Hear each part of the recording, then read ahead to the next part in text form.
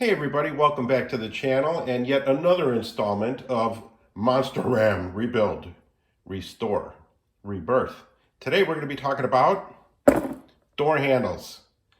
So this is my stock door handle and I just could not put these back on the truck. The truck looks so beautiful that putting on bland, flat looking door handles was not an option. So I considered painting them gloss black. I considered painting them the Mazda Soul Red Crystal Red that I used.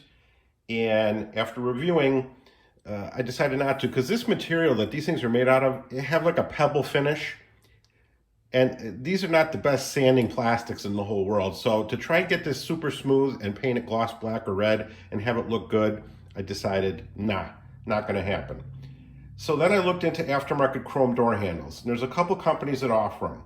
One I thought was really neat. The handle here is scalloped. And I thought it was a really cool look. But the problem with that is on my truck, which is a third generation Ram, there's one keyhole and it's on the driver's door. And this company that made these handles do not make a driver's door handle with the keyhole. So I don't know what the hell they're thinking, but not good. My other option, the other company that I found, I ordered a set of chrome door handles. I put them on and the fit was crap. I got one in. I had to grind some of the holes open to get it to fit. And then when I got it in, the handle rattled. Like this portion here was rattling because they were garbage, okay, in my opinion. Sorry. So I took that off. I sent it back. The other option was putting on chrome covers. Well, I had a customer years ago that had them and I wasn't really impressed because they were rattling all over the place. They kept falling off. And the one for the door key, there was so much gap that you couldn't hardly get the key in the door. So I thought that's not an option. Well, I looked into it again and I found a company on Amazon that sells these chrome covers. Pretty cool. And I looked at the comments on them and it had like 4.5 stars. Pretty good, right? It's a nice finish. Everybody said they fit well, good finish, and they do fit well, and they do have a good finish, okay? But the complaint that a lot of people complained about was the tape eventually gives way. They say 6 months, 8 months, year, the tape will finally let go, the handle will fall off, and you're screwed.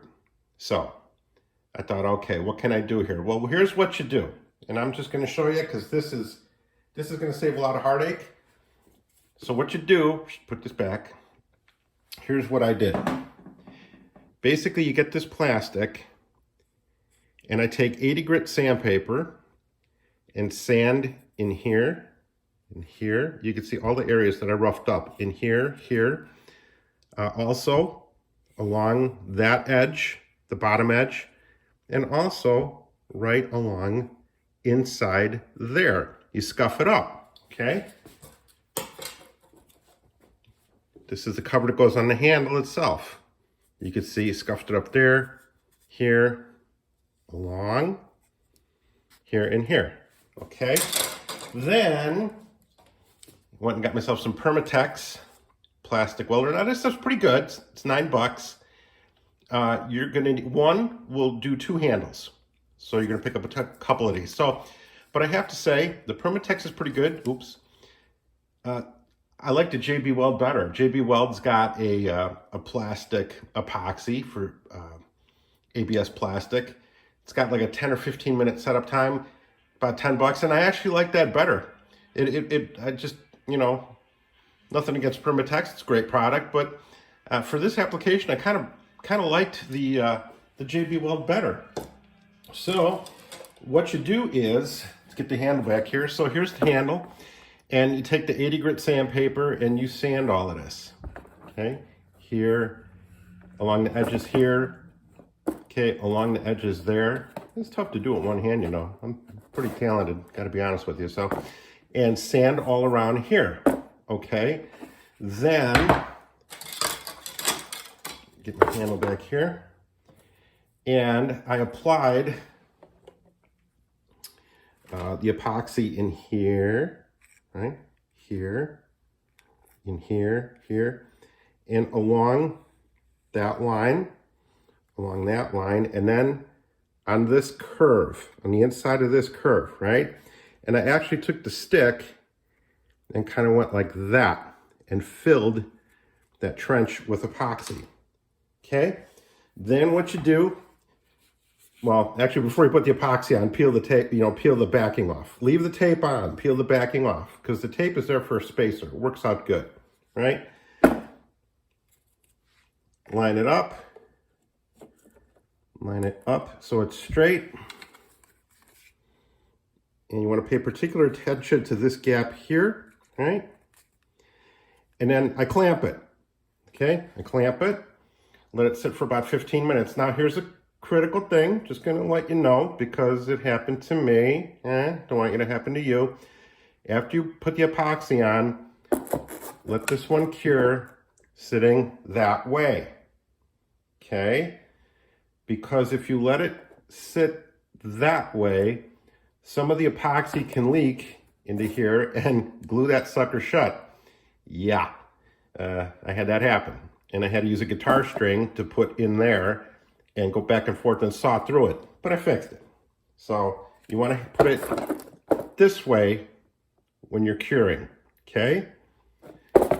Then, after that's cured, you put your other door handle on, okay? This one here, let it cure like that, okay? Handle side down, 15 minutes. And when you're all done, ooh, you got a beautiful handle. Look at that. Now, when this is mounted on the truck, if I didn't tell you that this wasn't an all chrome handle, you'd never know. You'd never know. And this baby ain't coming off. I think it's got a 3,600 pound tensile strength. It's not going anywhere, okay? So that's how you do chrome door handles, okay? Good luck, everybody, and we'll be back.